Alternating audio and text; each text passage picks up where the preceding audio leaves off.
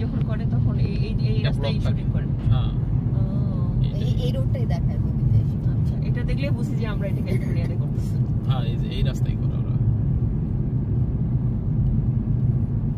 Shooting spot. হ্যাঁ তখন ওই রাস্তা বন্ধ করে দেয় ওরা সব।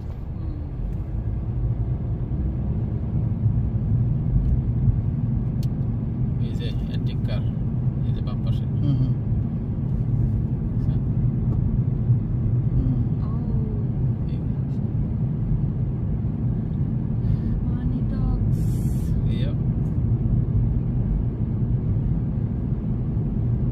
এটা হচ্ছে মডার্ন হাউস।